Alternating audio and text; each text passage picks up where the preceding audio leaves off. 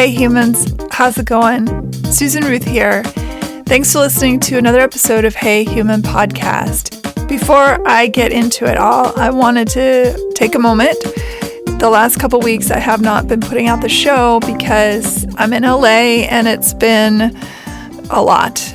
And I was evacuated once, twice, almost 3 times from different locations because the fires were raging and moving so quickly. They were saying that at a rate of acreage gobbling up about 3 football fields a minute. I don't know if you can wrap your head around that. I can barely wrap my head around it. When I evacuated my place, I could see the flames, and doing the math in my head, I was pretty scared. And that night was hurricane force winds. It was a crazy amount of wind. The palm trees were dropping their fronds everywhere. And as I was driving away, I was trying to swerve to miss palm fronds, as were everybody else. And yeah, it was like a whole thing. And in the second place I ended up, by the way, a shout out to the people that took me in. They did not know me personally. One woman knew me a little bit, but I was with other people. Everybody was sort of moving from place to place because everywhere we went, it became unsafe and we'd have to go somewhere else. So I want to thank specifically Jenny, and I want to thank Karen and Mike, who so graciously let me into their homes and let me stay and spend the night and fed me and kept me safe. And everybody had dogs, and that was so wonderful because it was really traumatic and scary and uncertain, and I thought for sure my place was going to burn down. It didn't, but I really thought it was gonna. And those dogs and one cat who was as old as the hills kept me company and were so loving and wonderful, as were the humans. And yeah, so I didn't put out the show for 2 weeks because I've been dealing with all of that. Ended up going to see my family for a few days and to breathe some fresh air because the air in LA is really toxic right now. I already have issues with my voice in general and been coughing and things, so it was good to get away. All that to say, I'm trying to articulate it. I've been trying to think of how to talk about all of this. There are people that lost everything, literally everything, other than maybe the shirt on their back and the pants on their legs. And it's super traumatic for everyone. I cannot begin to describe what it's like to see the decimation. It's horrific. And watching this town come together and love each other and help each other, and the survivor guilt for people whose homes didn't burn down, the grief that everyone's feeling, just the level of trauma is so high. And to the thousands of people that came in to save us, the firefighters, the EMTs, and the police, and all of everybody, the evacuation route planners, and the people at the Watch Duty app who kept us all sane and insane at the same time, but thank God for that app. And thank you, John and Kathy Penny, my lifeline through much of the crises that we endured. They were so kind to let me tag along to all their different friends' houses. I would have lost myself had I not had them as a touchstone. And also just the prayers and love and that everyone around the world poured into our town. Boy, did we feel it. I'm telling you, powerful amount of love. Thank you for that as well. It's something I'll never forget for sure. And it's a humbling, horrifying experience. I know I've probably said that word a few times, but I felt like it was important to speak to it and of it before going into the episode. I know some people are wondering, and thank you for everybody that reached out, and for those who didn't totally get that too. I mean, what do you say to people? I don't know. You can't really say, how are you doing? Because nobody's doing well.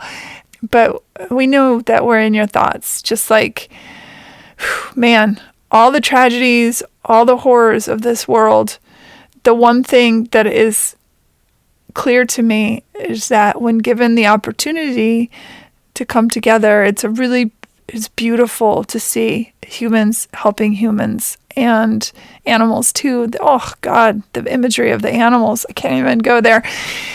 Woo.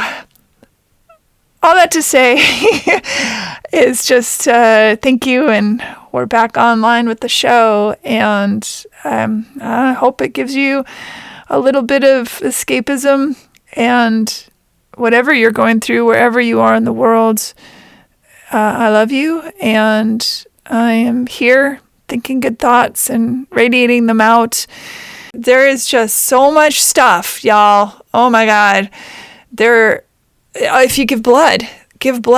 That's a really important thing, just in general, an everyday life-saving kind of thing. If you're feeling like you might be in crisis, at least in the United States, you can dial 988, and there's people on the other line who will answer and be there for you emotionally, and if you need it physically as well, and can call someone. I don't know what the numbers are worldwide. I'm sure every country has its own number. Probably every state has its own number. But I know in America, it's 988 you can call. So please, it's an insane time in general, and we need you here. Don't give up. Stick around, please. And if you need someone, please reach out. And yeah, all right. This is episode 441, and my guest is Jay Zabriskie, who is a really good friend. Love him to death. He teaches at LA Film School and has been in the film industry for decades. I sat in on one of his classes, African American Images in American Cinema. Fascinating, cool class, hard to watch at times, of course, and so incredibly important. And I asked him to be on the show to talk about what he knows about the history and really, I guess, sort of a recap of the class here on the show. I mean, there's so much information. You can only get so much on the podcast, but I'm really glad he said yes. And also he's in my short film, The First. He plays Mr. Hecka. And yeah, I just love Jay. He's the best. And I hope you do too. And in other news, I just finished a really good book. It's called In My Time of Dying by Sebastian Junger. I really love Sebastian's work, so I was excited to read this.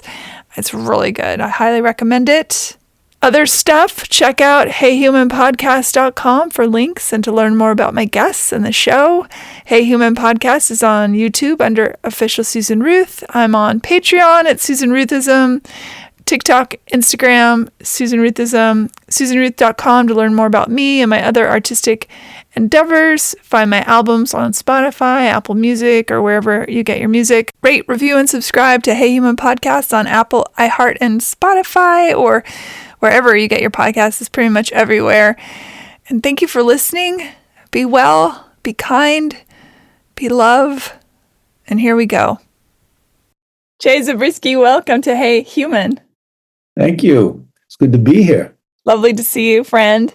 Yes, I know. Isn't it nice to have a chat with a friend? Yeah. It is. It makes for a different kind of conversation. I think so. Yeah. Yeah. So firstly, we're going to talk about what shaped you as a person growing up, but in reference to Jay was kind enough to be in my short film, The First. He played Mr. Hecka, which is great in the opening scene. I got to read it upside down in French. Yeah, you read a book upside down. Well, nobody knew it was upside down. No. Yeah, but it is funny to know that now watching it.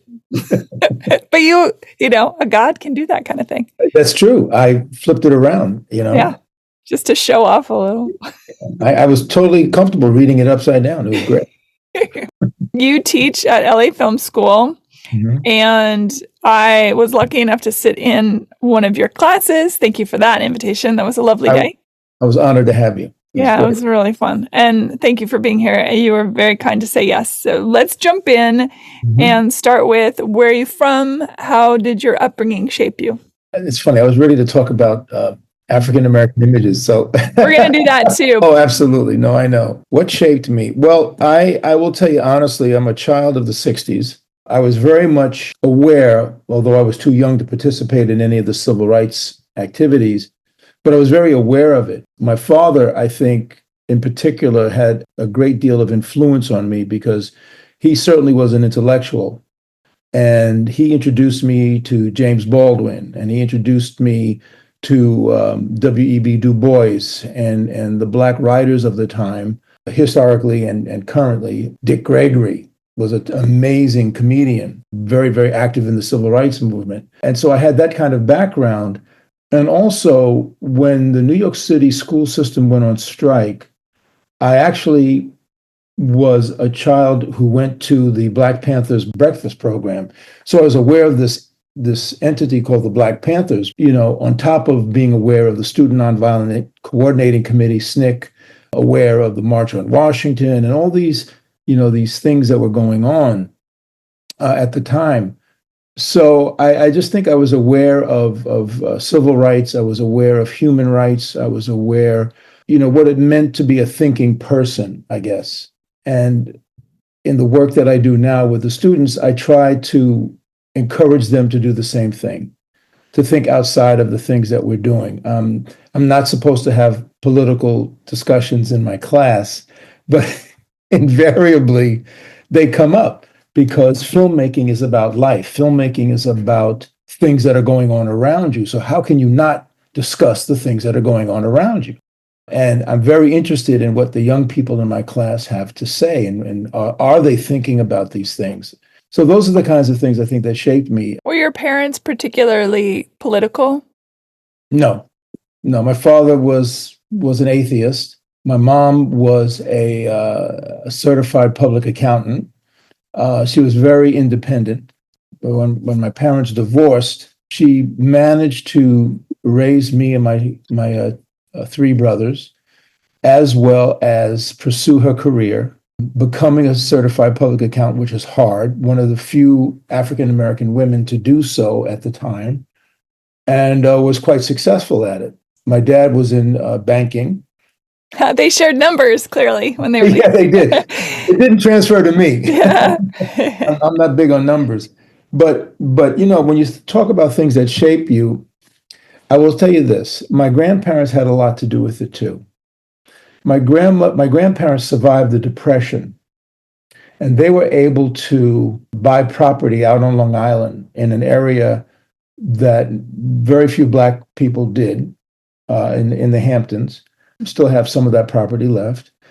But my grandmother used to wash people's clothing, my mother's mother, in the Depression. And my grandfather painted flagpoles for the U.S. Navy. So, I come out of this lower middle class work ethic. My mother's father was a chauffeur and a bank guard in New York. And for Black people, this was very rare. A Black-owned bank? No. Dry Dock Savings Bank, very, very much a white-owned bank. I think Dry Dock was bought by another bank, but growing up, it was Dry Dock. At any rate, so I have this sort of can-do background from my parents and my grandparents. These are all very American industrial, put your head down and work type positions, I feel very much so. But it also made me very aware of the position of African Americans in white society. My father chafed at that and paid penalties for that because he was very intelligent man and very outspoken man, and really did not like the vessels that he was put into. He wanted to be an architect, and felt that there was no place for him to be an architect. So he went into banking and so forth. Ultimately ended up in the State Department and did very well. Not in the diplomatic side, but on the nuts and bolts side. that's where I come from. Where are you in the birth order of your siblings? I'm number one. Eldest child. I'm number one. Regardless. Ask me. Oh no, I am. Ask my brothers. They tell me I picked on them. Very close in age. 18 months for my nearest one, 7 years for the next one, and then 20 years for for the third one, because my mother decided to marry again after my parents had split, and she had another child. Yeah, I didn't pick on him too much because he was a baby. So, but the other brothers certainly felt that I had picked on them. I don't have that memory. I don't think so. Well, like I say, every child grows up in a different family. Even in their own family, every child grows with different parents. I think every sibling has a completely different, they have shared experiences, but in general, I think every child has a different experience and a different set of parents growing up in a family. I think that's a good point because, as they say, you can never step in the same place in a river twice. And so your parents are maturing as, the next sibling comes along. So they meet different parents that have experiences and they know what not to do, what to do, as I certainly have learned. My own kids. Yeah, that's a good observation. But see, that's why you're such a good writer. The human experience is a tricky one. Oh yeah. You grew up in New York then? Yeah, completely. I'm a New York kid. I love New York. I was just there over the holidays. It reminded me what I love about it and why I didn't, not unhappy that I left, because I got off the plane in LA and it was balmy and sunny. I was like, oh yeah. It is lovely and sunny.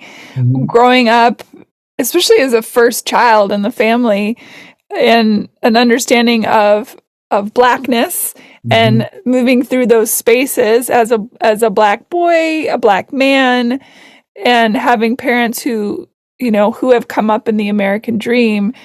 Did it alter, do you think, maybe your experience from other people you knew or friends of people you went, high school friends and things? Well, it's funny because I would say that, okay, see if I can put this in perspective. My path was I went to an all-Black elementary school, and then right around that time, they decided that it was a great idea to ship me off to a white school to try to integrate it. I don't know who was supposed to benefit from that, but I was really happy where I was because I had to take 2 buses and 2 trains to get to this school. And I'll never forget, my mom, I was 12, I guess, and my mom said, okay, now I'm going to show you how to get to school. So she went with me, took time off from work, went with me, put me on, this is the first bus, this is the first train, this is the second train, this is the second bus, this is where you get off. You remember how we got here because you're going to come home by yourself. I got a bus pass, and that was it. Nowadays, you would never put your 12-year-old boy or girl on a New York City public train, bus, whatever. I don't think. Anyway, but that was it. And I went to school, and I remember coming home one day very upset. And the reason I don't remember, actually, my mom had to remind me of this. We had a school dance. And, when you come from an all-Black environment, it's kind of hermetically sealed, the teachers are white or Black, whatever, but, you're very comfortable in your neighborhood. And I was, my all my friends were the same. Some parents were cops, some parents were sanitation workers, other parents were bus drivers. So it's very working middle class kind of neighborhood. And so I go blithely along to this new experience, not particularly thinking that I'm integrating or even caring that that's what I'm doing. So I asked this girl to dance, and she said, I don't dance with animals. And I was like, really, really blown away by that. It was very, very painful. And the reason I'm telling you this only because I completely wiped it out of my memory. And my mom reminded me one day, and I said, wow, I didn't remember that. Anyway, persevered at the school. All of my friends were white because I was one of very few African Americans there.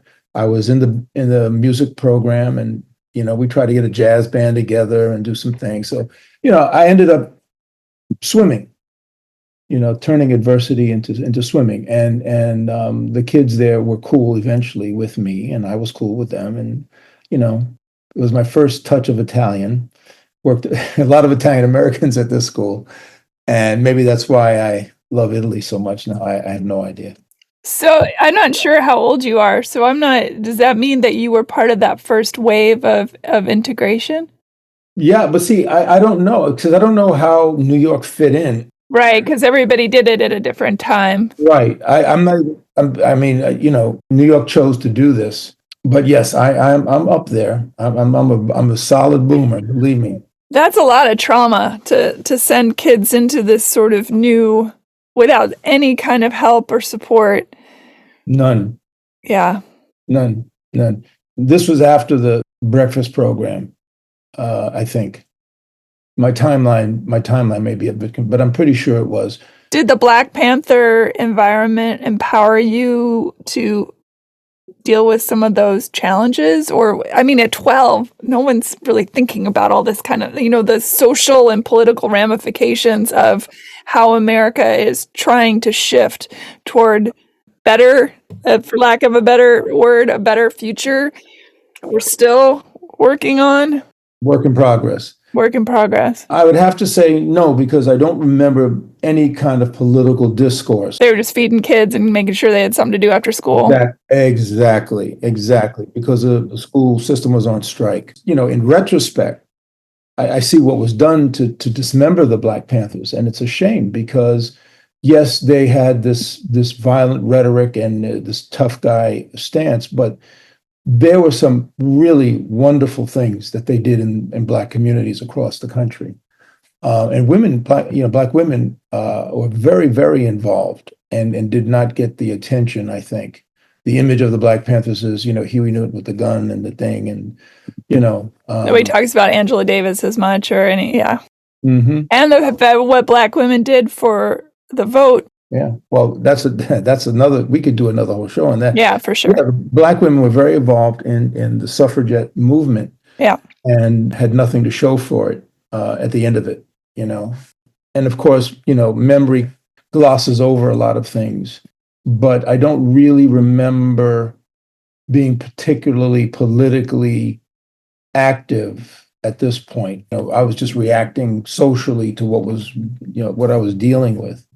And trying to keep good grades because that was, that's part of the family thing. You got to get good grades. Now, my brothers, and I always tease them. I say because they all had it easy. So after I was the guinea pig with this stupid integration thing, they opened up new schools in our neighborhood. 15-mile radius, middle schools and so forth.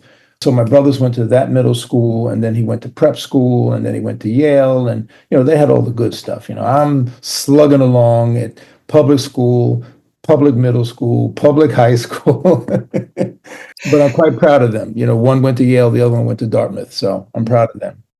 And when you headed off to college, did you already have in your mind to be in the filmmaking world, or was that something that came later? No, what happened was in middle school, I was in music. I loved music. In high school, I continued that. And then I found out there was this thing called acting, theater. So I started acting. And that was my thing, music and art. When I got to NYU, I honestly did not know what I wanted to do. I didn't even know that there was a film program.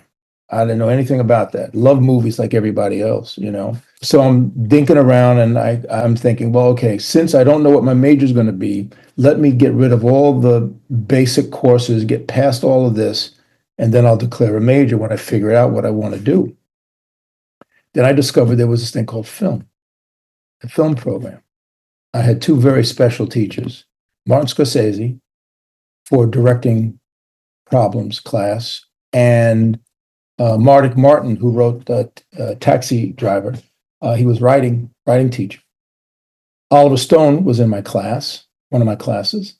And I was able to catch up with him a couple of years ago and reminded him of it, and we talked about that period of his life. He didn't remember me, but I remembered him because we were all these wet behind the ears kids in this class, and there was this intense, brooding presence in the class, and that was Oliver Stone, who had already been at that point had already first volunteered with a like an NGO type organization in Nam, and had then gone back as a soldier in Nam, and that was now was in school. So when he came back, he was a pretty serious, pretty serious person.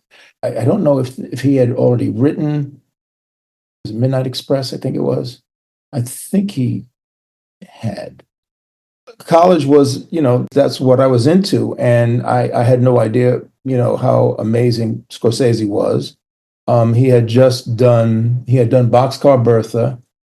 He was in the Corman group, and I was just lucky to have him for that one semester. Then he's gone, doing his thing. How are you looking at cinema up until this point?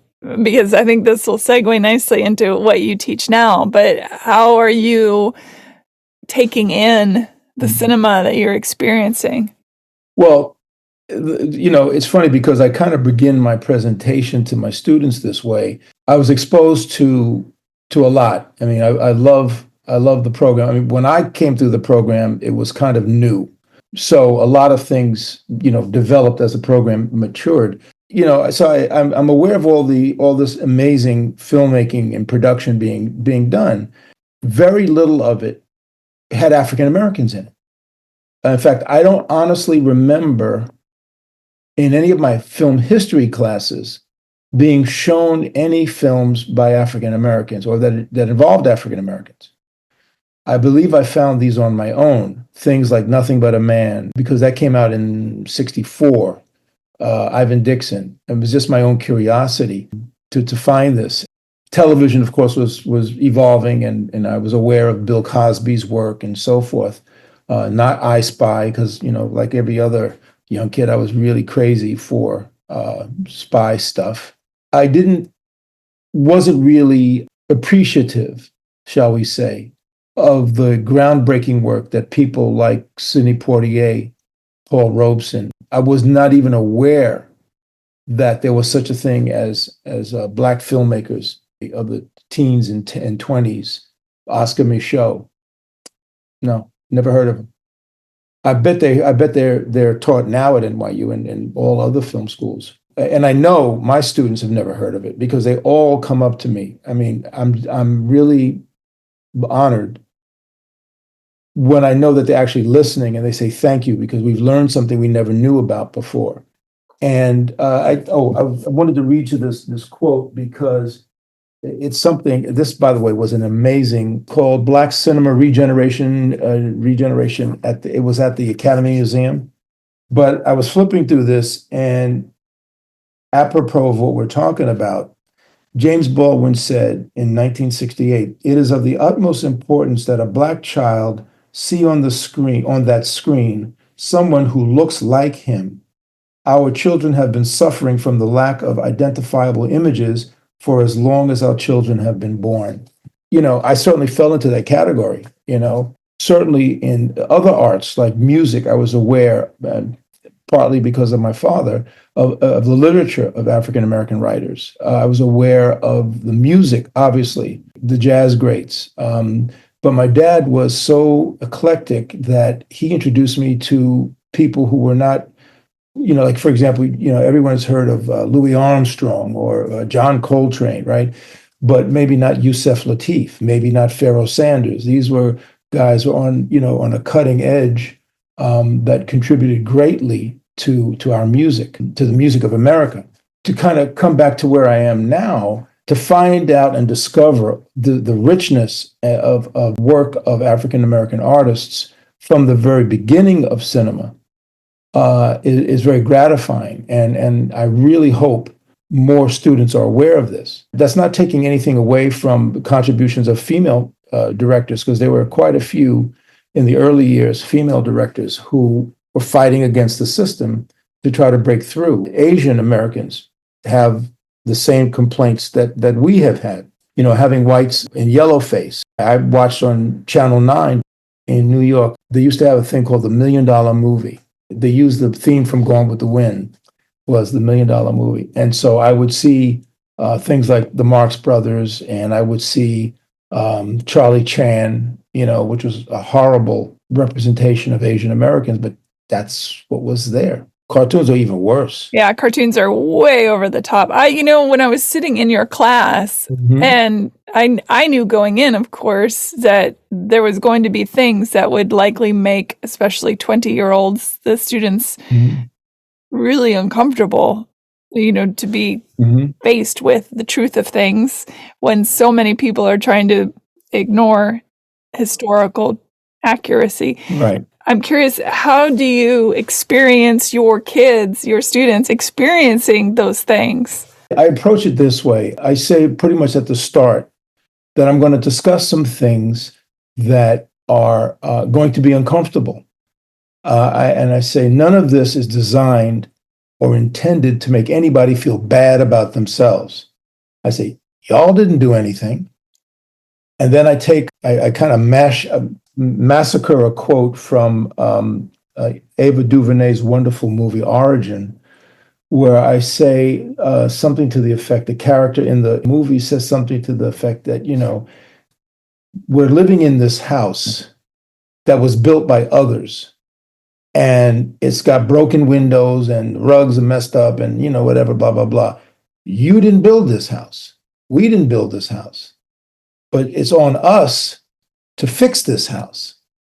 And that's what I say. I'm looking for allies in this, and information makes us allies. That's what I want. I don't want to make anybody feel bad. What use is it to say, well, white folks did blackface and they were, and they produced these horrible images of blacks and Asians and so forth. So it's your fault. Well, that's absurd. No, but I want you to join me in recognizing that it was absurd. And what will you do now? What can you as a creative person do now to add to the conversation that improves this house that we are now living in? Which is interesting, too, to think that the school would say, as do many schools, make sure that there's nothing political discussed. And it's hard to not, because politics and social justice and sociology and they're all in bed together. You can't have one without the other. They all meet each other. Absolutely. Plus, we're creative people. We are aware of what's going on in our lives. We want to make films about the things that we're experiencing. Aren't we experiencing this political stuff?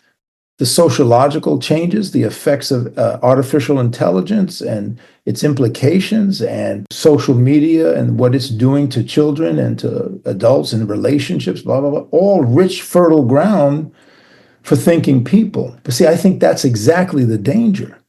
Because if, for example, this new administration is successful in destroying the Department of Education, if they are successful in making it so that only the states have control of the educational norms or guidelines for everybody, we're going to have some really stupid people. Well, it was certainly ignorant. It will cause an incredible division. Sorry, I meant ignorant. Yeah, it'll cause an incredible division of knowledge. And well, knowledge is power. We know that is a fact. It will only divide us more, because the quote unquote elites or the educated, which I think unfortunately those two words have now become synonymous. They're not. They're not at all. No, but they've intellect or education or a lack of ignorance has been vilified.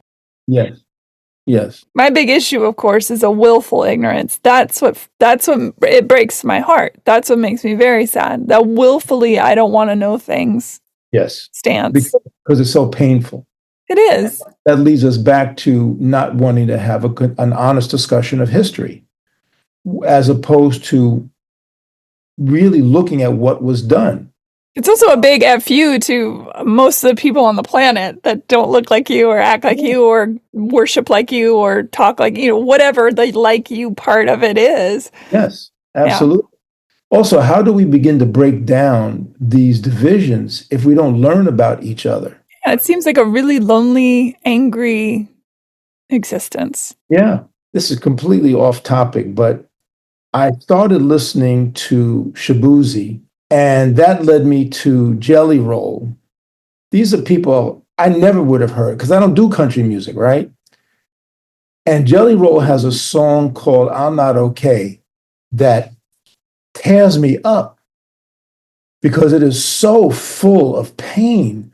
And I'm thinking, these are the people that the Democrats missed. They don't understand that there's a lot of people, who are not okay. They're not doing okay. They're working hard. They're not doing okay. And part of the problem is the people who are telling them, who are pretending to be listening to them, are actually exploiting them. And they find out, if they ever find out, what Trump really thinks of them and what his administration intends to take away from them. I mean, not even just Trump. I mean, I just let's say politics in general. Like, Trump is representative of a lot of things that you and I, maybe not everyone who listens to this show believes that, but you and I certainly believe he's representative of a lot of things that we do not hold dear. However, politics across the board, that's the great 23 skidoo that has been done to people, is that they have been told to worship at the feet of whatever political party they reflect in their minds that they think they're a part of, but that party really only cares up to a point. Well, of course, yes. Well, the point is we're stuck with this. We have two parties. That's it. Yeah. It's not like Italy with its chaotic, or Europe with its, Six parties. and they're all fighting, and maybe that's a better way. Now we're getting really existential with it, I suppose. It's just power versus the people that have no power. And that's really the bottom line. Mm-hmm. And anytime the people that don't have power start to use their voice and look around and say, hey, you know what, if I'm going to speak up, I'm also going to speak up for these other people that don't have a voice. And then the people in power say, oh no. No.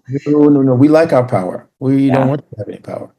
No, I mean, I think that's the conundrum. How do you give voice to the voiceless? And isn't that the problem with populism, right?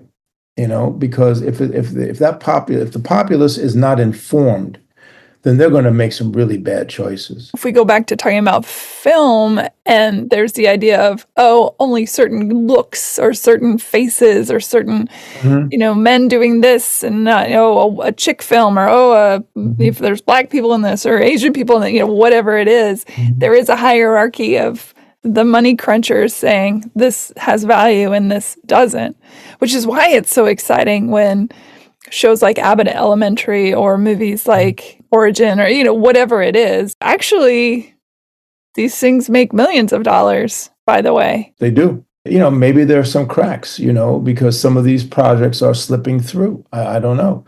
I mean, let's go back to the 70s, All in the Family. How the hell did that ever get on the air? You think that would get on the air now? We treasure that, Talk about pushing boundaries and making people face the realities of who we all are.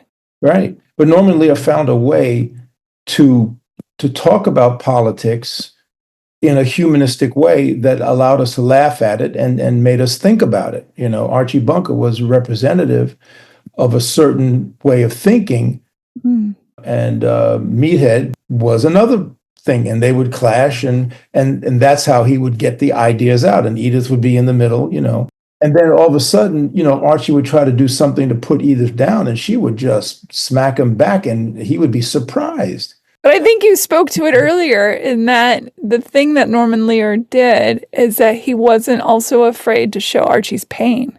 Absolutely. Archie was a three-dimensional character, but that's why it worked. And maybe we need to get back to that. Maybe when we start talking about these people who are being left behind, we paint them as three-dimensional people. The line in Jelly Roll's thing is, I'm not okay, but I'm going to be all right. that gives you a much fuller picture. It really made me aware of how much there's a group of people that I'm not aware of how much they are hurting. It's a pretty small planet. Isn't it? And it's the only one we have, you know? There's this rush to go to Mars. I'm like, why? We're just going to go there and bring the same crap over there. I mean, we do it here. We go to Austin because Austin is a cool place. And then we all bring our condominiums and our, California attitudes or whatever. And now Austin is not as cool as it used to be, right? I get the excitement of space and the wanting to adventure outward. I completely understand. But also, I find it difficult to think here's somebody who can afford to really fix some problems at home, here on the planet, and chooses to look at how do we go to somewhere else and maybe start messing that one up. I have my personal things around that. I think that it has to do more with mining rights and has little to do with saving humanity, because the first people that get to mine Mars are going to make a freaking fortune. Absolutely. That's what it really is. In my opinion, that's what it's about. I don't think it's just a matter of your opinion. I think you're absolutely correct. I think it's a reality. I just read today that there is a discussion about how soon we're going to be ready to do mining on the moon. Yeah. Why would we want to mess with the moon? Because the moon affects the tides and a lot of things on Earth. Do we really want to go up there and start chipping away and taking things away and pounding and blowing shit up? I don't think it's a good idea. I do not think it's a good idea. Yeah, I know. It is. And I'm not even a scientist, and I don't think it's a good idea. Yeah. But again, sometimes I wonder how much people really consider humanity. I don't think a lot. When it comes to money, humanity is not at the top of the list of let's make sure. Right. Well, I mean, it kind of syncs up with what we were discovering about United Health Group, right, as a total. Because it was clear that they had a policy of denying claims as a profit center, to the extent that there was a person called the denial nurse, that this person's job, I don't know if it was a female, could have been a male, their job was to simply deny claims, find a reason to deny the claim. Well, why do we have insurance? What am I paying for the insurance for if you're going to cover me? And then you find out there's something called a benefits manager that's in between the pharmaceutical company and your doctor. We don't even need that person, but they're all these profits. And it is bonkers. I'm in Italy. Yes, they take half your salary for taxes. That's true. But I had an accident 20 years ago while I was there. Busted up my head, bleeding all over the place. They rushed me to the ER, patched me up, follow up, stitches, care, everything. You know how much I paid? $0. The taxi ride over, maybe. I mean, why are we paying so much for healthcare? We have not the best healthcare in the world. We have the worst healthcare in the world. Yeah, it is a good switcheroo, isn't it? A lot of this country's got a lot of switcherooing going on. Yes, that's what. Yeah, a little shell game. I think they're called shell games, right? Follow the peanut, and then good luck. Well, you discover that there's no peanut. I grew up around Times Square when they really had real shell games. Before Giuliani came and turned it into Disneyland, there was real life on the streets. Guys selling watches. Like that scene in Shaft. He's got 12 watches up his arm. He says, "Hey, brother, about a timepiece." That's the Times Square I remember. All right, let's get back to you. The full title of this class that you teach, one of the classes African American Images in American Cinema. I only get as far. I start from the very beginning, which is an image called the Cakewalk, which is a black and white silent image of these black folks all gussied up in their Sunday best, making fun of white society. I think that's what the Cakewalk is about. And they're just dancing and prancing and having a great time. And it's just so much fun to watch them very unself-consciously doing this. And that's the first images that I'm aware of, motion picture images I'm aware of African-American people in cinema, followed the next year by something called The Kiss, which I really got to see if I can get a clip of that and add to my lecture, because I have some still photographs. But it's a black man and a black woman, and they kiss. And it's a big, close up. It's a big deal. But I go all the way. I can only get as far as the blaxploitation period. And I think it's a good place to stop, because it really was the beginning of this explosion, in my opinion, of Black directors and actors and so forth that was never able to be put back into the box. Because out of that, we have Spike Lee and Ava DuVernay and Julie Dash and just so many wonderful, amazing directors. Now, the amount of directors that are African American, it's like 5 or 6 pages when you do a Google search. I can't remember, was Gene Roddenberry with the interracial kiss between Kirk and Uhura? Yes, it was definitely part of my class. The first interracial kiss on television. I love telling that story because Nichelle Nichols, who played Lieutenant Uhura, was telling it. Roddenberry, who was really so far ahead of his time, I think he stands on the shoulders of Rod Serling, who also was, I think, a humanist. So the whole point of Star Trek, for those of you who are probably looking at the 17 variations, but the original Star Trek was very groundbreaking because it was the first time there was a group of multiracial people on the bridge of a ship, a starship in this case. Lieutenant Uhura was the Black female communications officer. James Kirk, of course, was the captain. Anyway, in 1968, as this first iteration of Star Trek was coming to an end, there was a script where they get captured by this planet, where the people on the planet can make Kirk and Uhura and Spock and Nurse, can't remember her name, Nurse, I want to say Nurse Ratchet, but that's One Flew Over Cuckoo's Nest. That's Cuckoo's Nest. Yeah. So that's not right. But the nurse, they were a couple. And these people are making them do stupid things. They're prancing around, they're dancing, they're, whatever. At any rate, they get the idea that they're going to make Kirk and Uhura kiss. So the studio knows they have this script, and the deal was that we're going to shoot it 2 ways. We're going to shoot it with the kiss, and we're going to shoot it without the kiss. Certainly because the Southern markets are not going to really like to see this, right? It's bad enough that they're together, touching each other. We're talking 1968, right? Just before Guess Who's Coming to Dinner came out, I believe. They shoot the scene with the kiss, right? Now they're running out of time. It's the golden hour. And golden hour in film, for those of you who don't know, is extraordinarily expensive, right? It's double time, heading into triple time. It's very expensive. So they want to get this done. So they do 2 or 3 takes with the kiss. This is on film, by the way. And they get to the point the director says, okay, let's do the one without the kiss. All right, now they do it, supposedly. Now, nowadays, when a director is working a scene, they get to see what the camera sees.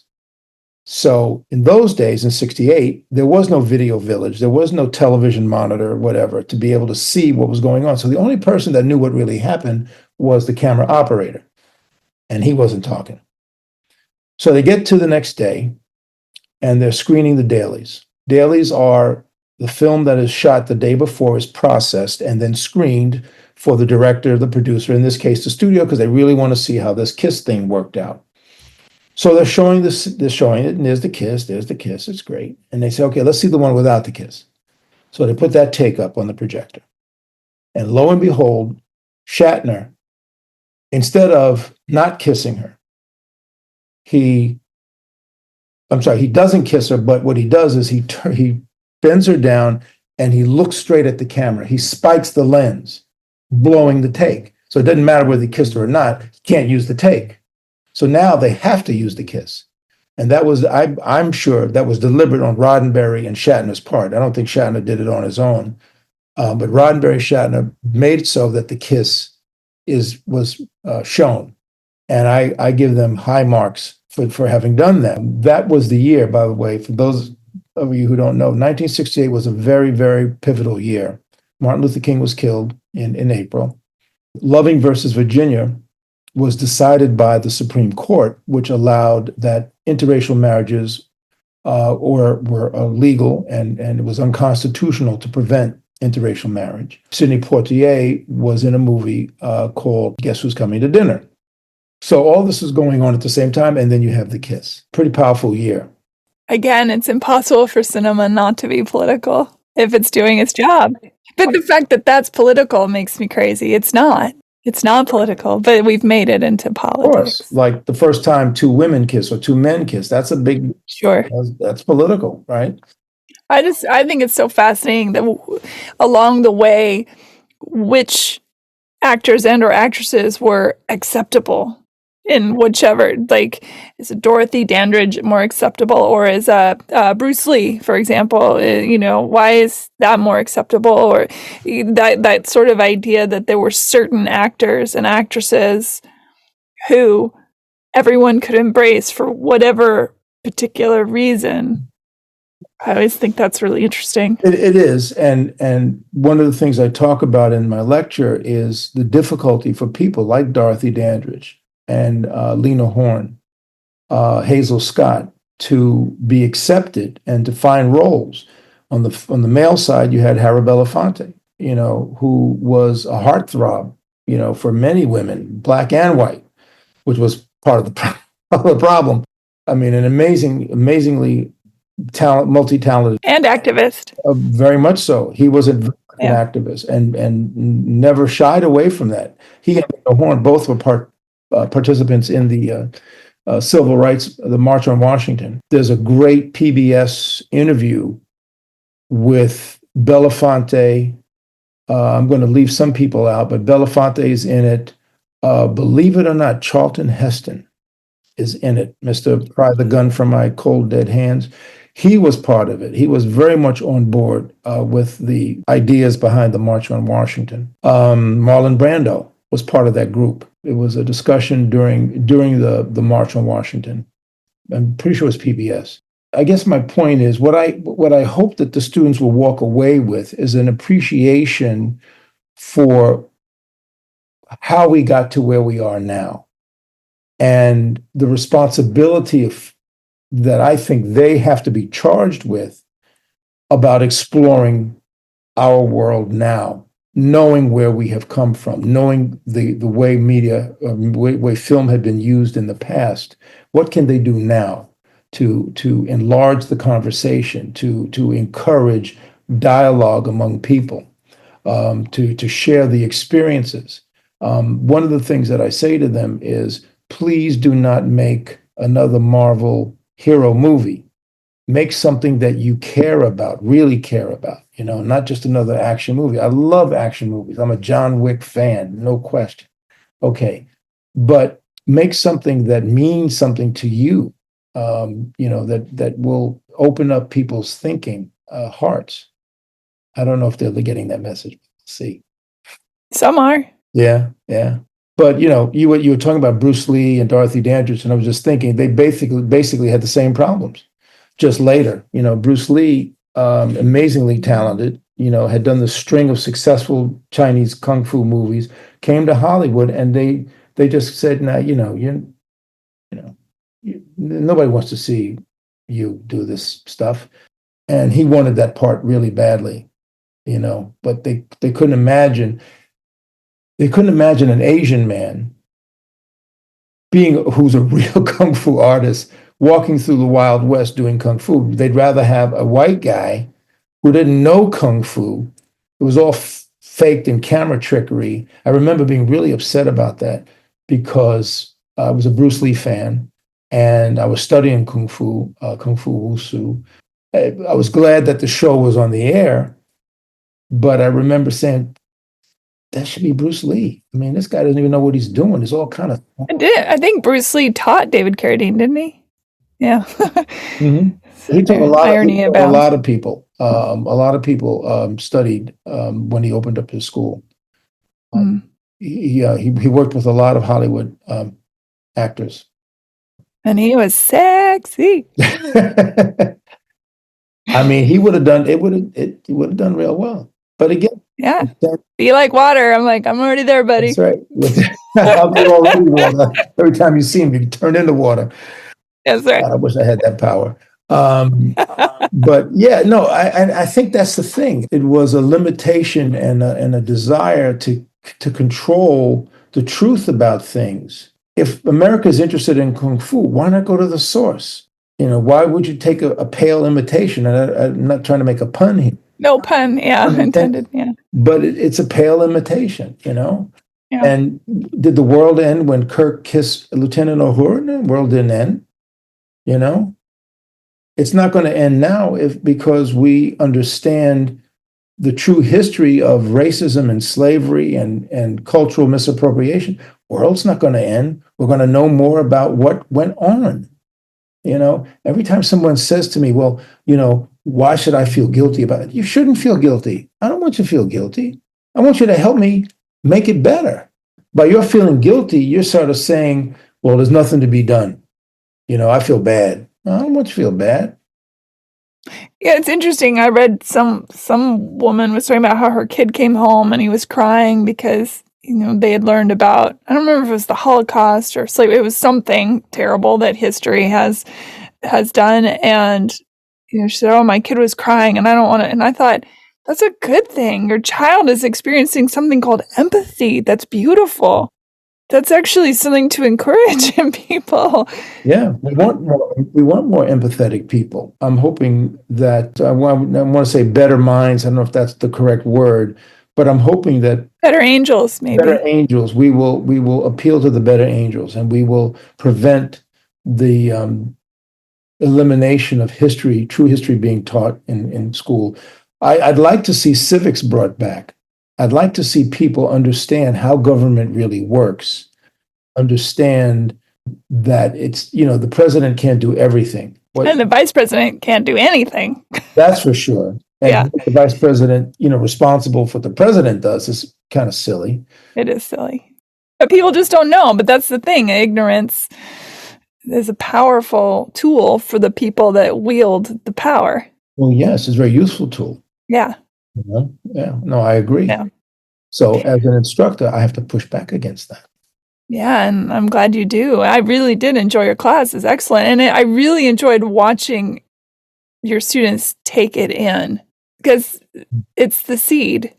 Well, that's good. I must admit, I'm so busy talking that I don't really see that. Yeah. I'm focusing on what I'm trying to say. But I take pride in introducing them to people that they've never heard of before, like Oscar Micheaux, and understanding that Hattie McDaniel got an Oscar. A lot of people don't know that. First Black woman to get an Oscar. To understand that there were many, many Black-owned film production companies in the 20s. They did a lot of work. Amos and Andy, the Black man who played the television version of Amos and Andy, his name is Spencer Williams, was in many of these early race films and continued to direct race films in the 40s and 50s, even though he was in the 50s playing this shucking and jiving character, Amos and Andy. People should know that Bill Cosby was a very successful comedian before he became America's Dad. He was a very successful comedian who was in a really cutting edge TV show called I Spy. And, people of my generation, we revered Bill Cosby for that. Richard Pryor came along. It was like, oh, this is amazing. We got two guys that are just hilarious, Have you ever seen Richard Pryor's bit about God when he comes on stage? And yeah, whew. I have. I've listened to his albums. I used to try to do it. And the one with the monkey running around is like, It's tricky for people like Bill Cosby, of course, because like you said, a brilliant comic, brilliant at everything that he did, and America's Dad and beloved. But the truth of the matter is, also a monster. And that's a really interesting thing, yes, I think, for people to understand is you can be both things. Yes. You can be brilliant and do incredible bodies of work and be a terrible person. A lot of our arts, a lot of our history is that. Mm-hmm. Yeah, I agree. Yeah. I don't shy away from that. I say that. I say that in the lecture. I said, we didn't know at the time that he was a monster, that he was drugging women all the way back when he was doing I Spy. It's so weird because it'll come across my timeline is The Cosby Show, and I freaking love that show. Mm-hmm. I'm sorry, I love it, and I love A Different World, mm-hmm, and I watch these shows, and somewhere in the back of my mind, the little birdie is saying, yeah, but I'm like, yeah, but shit, it's so good. Yeah.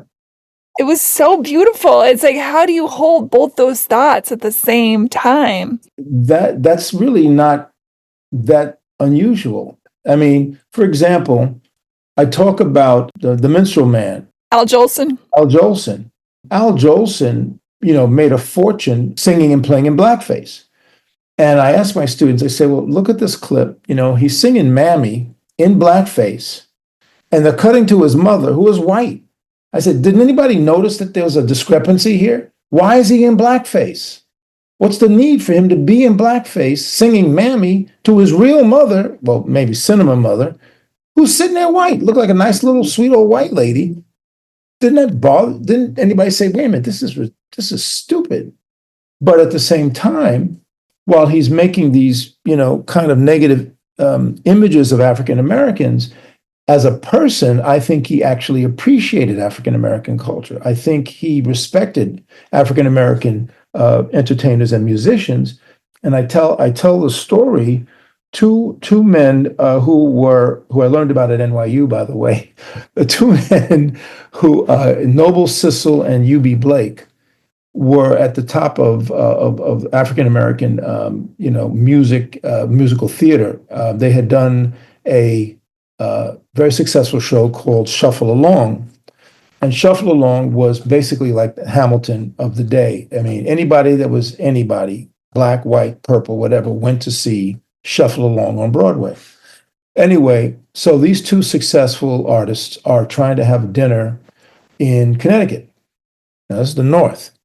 And the restaurant owner would not serve them because they were black. This is real life.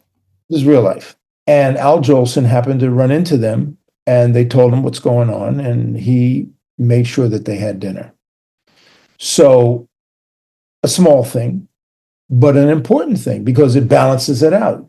So, why on one hand is he doing these negative images, but at the same hand, as a real person, he's helping out, doing something, very activist, right? And I think that's the point. These two things can both be true. Why is Step and Fetch It? Step and Fetch It was so successful making these horrible images of African Americans, only to be resurrected by the NAACP in 1974 because they felt that his character was like a Loki type figure. Felt that his character, usually worked his way out of situations because he knew more about things and was able to trick supposed superior people. But as I tell my students, it's still very painful to watch. And I love playing that clip and have them guess what the hell he's talking about because his patois is so weird. And, even after dozens of screenings, I still can't understand everything that he's saying. He doesn't talk like that in real life, but he created this persona. Fred Astaire. Fred Astaire does this thing in a movie called Swing Time, where he's, supposedly paying homage to Bill Bojangles Robinson, who had revolutionized tap dancing for everybody. And everybody recognized that Bojangles was the king, right? Yet he does this thing in Swing Time where he's dressing up in this clownish outfit in blackface, and that is supposedly honoring Bojangles. Well, it's not. It's making, it's saying, hey, I can take the best from the best and make fun of you. Well, in reality, Bojangles was just a master and was an amazing dancer. People like Savion Glover look back at his work. The Nicholas brothers look back at what Bojangles contributed. And Gregory Hines. I produced a documentary for Italian television. And we got to interview the Nicholas brothers. We got to interview Gregory Hines. Unfortunately, Savion Glover's management would not allow us to do that, which was a shame. Brenda Bufalino is a white tap dancer who comes to mind, who we interviewed. What's the doc called? This is Tap. I don't think it was shown here. I'll tell you why. First of all, it was produced for Italian television, although everybody speaks in English and so forth. The producers, because we couldn't get Savion Glover, the executive producer, I should say, took the film, went back to Italy, they cut it together, and they decided they wanted to have Savion Glover in the movie, one way or the other. So what they did was, without our knowledge, they came back, they hired some of the crew that we had worked with without our knowledge. They didn't hire me back, bring me back to New York. They went to see Savion Glover perform, and with a hidden camera, they shot his performance, pieces of his performance, and they put it in the movie. Nope. And I go, "Have you lost your mind? You can't do that." I was furious. We couldn't do anything about it. They had done it, cut it into the movie. It's in the copy that I have, but we can't show it, you know? And also the way they shot it is crap.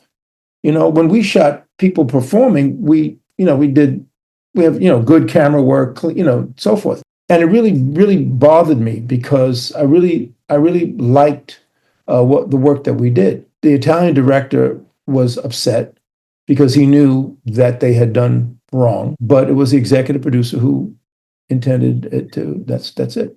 And then he gave his girlfriend producer title. Of course. Over us. She had done zip on the film. She did nothing on the film. Well, Jay, you are amazing. Well, thank you. I feel like all of the timeline of what you could be teaching is so vast. I really hope the school gives you the opportunity to have it be, I don't know how it works over there, if it's just everything as a singular class, but if you get the opportunity to pitch it to them and say, give me a whole semester or however long the school year lasts, take it, please, because I think it's really important. I am interested in the TED Talk concept. I would really, the TED Talks that I've seen are about an hour. So I would really have to restructure it and really have just sort of key highlights because there's just so much in our history, you know? I mean, that's the thing. I'd love for you to do a TED Talk, but what I really want is for you to do an entire series. Well, I don't know if you can do that. You could do a series on your own and film it and then sell it to a PBS or a Nat Geo or a Discovery or I don't know, all those channels, but something like that. That'd be pretty badass. All right, you produce it and I'll Let's do it. Let's make it. Let's do it. Okay, we'll do it. I've been collecting bits of, information, historical information that just, keeps coming. I've got a folder full of stuff that I can't put into the lecture. Okay. We're going to talk about this. Okay. Jay, thank you for being on the show. I really appreciate it. Thank you for having me. It's a pleasure. Thank you for listening, everybody. Bye. Rate, review, and subscribe to Hey Human Podcast on iTunes, Spotify, iHeart, wherever you get your podcasts. Thanks. Bye.